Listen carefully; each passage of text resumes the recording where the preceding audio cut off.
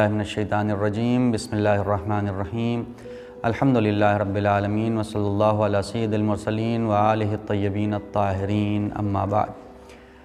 مہدویت کے دروس کے سلسلے میں آج کی یہ کلپ اور آج کا درس امام مہدی کا تذکرہ قرآن کریم میں۔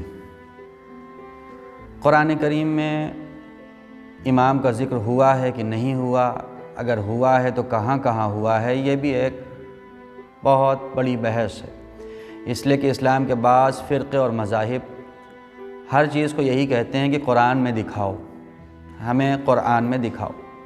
قرآن کلی کتاب ہے، قرآن میں نام ہر شے کے بیان نہیں ہوتے، اور اسی لیے جو لوگ کہتے ہیں امام علی کا نام دکھاؤ، امام حسن کا نام دکھاؤ، قرآن کلی چیزیں بیان کرتا ہے۔ قرآن نے کہا ہم زمین پہ ہادی قرار دیتے ہیں، اور یہ ہادی بیان کون کرے گا؟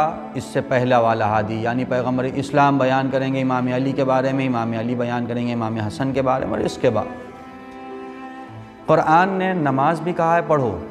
قرآن نے یہ نہیں بتایا کہ ظہر کی کتنی رکعت پڑھنی ہے، عصر کی کتنی رکعت پڑھنی ہے، رکوع کیسے کرنا ہے، سجدہ کیسے کرنا ہے، یا رکوع میں پڑھنا کیا ہے، سجدے میں پڑھنا کیا ہے۔ قرآن نے کہا روزہ رکھو، روزہ میں کیا کیا چیزیں حرام ہیں، کیسے منع ہے، کیسے انجام دینا ہے، نہیں آیا۔ قرآن نے کہا حج پہ جاؤ، حج میں کیسے انجام دینا ہے، ایک ایک اشیاء کو قرآن میں بیان نہیں کیا گیا۔ قرآن کلی حکم بیان کرتا ہے۔ ویسے ہی قرآن کریم نے امام مہدی کے سلسلے میں بھی کلی حکم اور کلی فیصلے بیان کیے، نام نہیں آیا لیکن وہ صفت بیان کی گئی، اور اس زمانے کا ہادی جو زمانے میں موجود ہے وہ بیان کرے گا کہ اس صفت کا مستحق کون ہے اور کون ہے جس کے لیے یہ آیت نازل ہوئی۔ علامہ مجلسی نے قرآن کریم میں تقریباً 60 آیتوں کا تذکرہ کیا، اور بعض کتب میں 300 سے زیادہ آیتیں امام مہدی سے متعلق ذکر ہوئیں۔ علامہ مجلسی نے 60 آیتوں کا تذکرہ کیا ہے جس میں امام مہدی کا ذکر ہے، اور جو آیتیں امام مہدی سے متعلق ہیں مختصر طور پر صرف 5 آیتوں کا ذکر کرنا ہے۔ سب سے پہلے سورہ انبیاء آیت نمبر 105، بسم اللہ الرحمن الرحیم، وَلَقَدْ كَتَبْنَا فِي الزَّبُورِ مِن بَعْدِ الذِّكْرِ أَنَّ الْأَرْضَ يَرِثُهَا عِبَادِيَ الصَّالِحُونَ۔ ہم نے ذکر میں تذکرہ کرنے کے بعد زبور میں بھی تذکرہ کیا ہے کہ اس زمین کا وارث صالح بندوں کو ہم بنائیں گے، اور تفسیر میں آیا یہ ہے کہ وارث جو بنے گا وہی صالح ہوگا۔ اور آج تک دنیا نے دیکھا ہے کہ جو بھی وارث بنا ہے ظلم موجود رہا، ظالم موجود رہے، حق والا ہمیشہ قلت میں رہا۔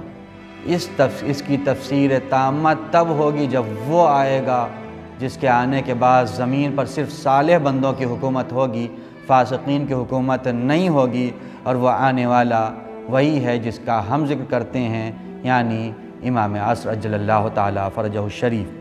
دوسری آیت سورہ صف آیت نمبر 9، بسم اللہ الرحمن الرحیم، هو الذی ارسل رسولہ بالہدی ودین الحق لیظہرہ علی الدین کلہ ولو کرہ المشرکون۔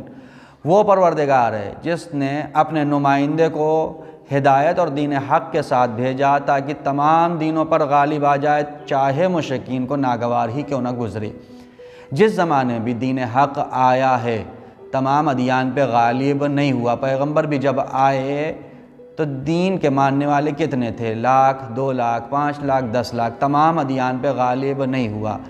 اس کی تفسیر تبھی ظاہر ہوگی جب ہمارے امام پردہ غیب سے باہر آئیں گے، اور یہ دین اسلام تمام ادیان پہ غالب ہوگا، اور وہی دین تنہا دین رہے گا۔ تیسری آیت سورہ نور آیت نمبر 55، بسم اللہ الرحمن الرحیم، وعد اللہ الذین آمنوا منکم وعملوا الصالحات لیستخلفنکم فی الارض کما استخلف الذین من قبلہم۔ اللہ نے ایمان لانے والوں اور عمل صالح انجام دینے والوں سے وعدہ کر رکھا ہے کہ تمہیں زمین پر خلیفہ بنا کر رکھیں گے۔ ایک نہ ایک دن پروردگار ہمیں اور ان لوگوں کو کہ جو ایمان لانے والے ہیں، عمل صالح انجام دینے والے ہیں، زمین پر خلیفہ بنائے گا۔ روایت امام رضا علیہ السلام ہے، شیخ توسی نے الغیبہ میں روایت کی ہے کہ زمین پہ جو خلیفہ بنائے جائیں گے وہ لشکریان امام مہدی اور امام مہدی علیہ الصلاۃ والسلام ہوں گے۔ چوتھی آیت سورہ قصص کی، بسم اللہ الرحمن الرحیم وَنُرِيدُ أَن نَّمُنَّ عَلَى الَّذِينَ اسْتُضْعِفُوا فِي الْأَرْضِ وَنَجْعَلَهُمْ أَئِمَّةً وَنَجْعَلَهُمُ الْوَارِثِينَ۔ ہمارا ارادہ یہ ہے کہ ہم نعمت دیں گے، منت گزاری یعنی ہم نعمت دیں گے، ان لوگوں کو نعمت عطا کریں گے جنہیں زمین پہ کمزور بنا دیا گیا ہے، اور انہی میں ہم امام قرار دیں گے، انہی کو زمین کا وارث قرار دیں گے۔ اس سے مراد بھی شیخ طوسی نے الغیبہ میں تحریر فرمایا ہے کہ یہ جو کمزور لوگ ہیں یہ آل محمد ہیں، جنہیں کمزور کر دیا گیا ہے، جنہیں ضعیف بنا دیا گیا۔ اللہ کا ارادہ یہ ہے کہ آل محمد کے ہاتھ میں ایک دن حکومت دے کر رہے گا۔ پانچویں آیت سورہ اسراء کی آیت نمبر 81 قُلْ جَاءَ الْحَقُّ وَزَهَقَ الْبَاطِلُ إِنَّ الْبَاطِلَ كَانَ زَهُوقًا۔ حق آئے گا، باطل مٹے گا، اور باطل کو ایک نہ ایک دن تو مٹنا تھا۔ اور یہی وہ آیت تھی جس کا ورد، جس کی تلاوت امام عصر نے ولادت کے بعد فوراً بات کی تھی، حق آ گیا، باطل مٹ گیا، اور باطل کو تو مٹنا ہی تھا۔ والسلام علیکم ورحمۃ اللہ وبرکاتہ۔